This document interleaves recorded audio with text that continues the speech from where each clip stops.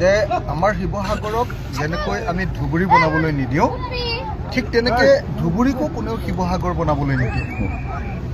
চবেই নিজৰ নিজৰ বৈশিষ্ট্য লৈ নিজে নিজে জীয়াই থাকিব। আমাৰ শিৱসাগৰ হ'ল আহোম ৰাজত্বৰ প্ৰাণকেন্দ্ৰ, আহোমৰ আটাইতকৈ ডাঙৰ ৰাজধানী, য'ত ৰংঘৰ আছে, য'ত তলাতল ঘৰ আছে, য'ত শিৱদৌল আছে। সেই আহোমৰ বীৰত্বপূৰ্ণ ৰাজধানী হ'ল আমাৰ শিৱসাগৰ। সেই শিৱসাগৰক আমি কেতিয়াও ধুবুৰী বনাবলৈ নিদিওঁ, আৰু ধুবুৰীও তাৰ নিজস্ব ইতিহাস আছে।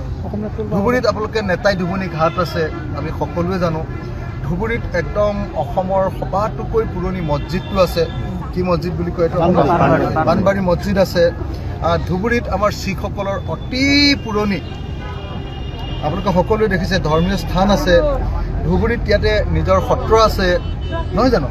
তো গতিকে ধুবুৰীও নিজস্ব আপোনাৰ ইতিহাস আৰু ঐতিহ্যৰে সমৃদ্ধ এটা নিজৰ ঠাই, আৰু শিৱসাগৰো নিজস্ব ঐতিহ্যৰে সমৃদ্ধ এটা নিজৰ ঠাই।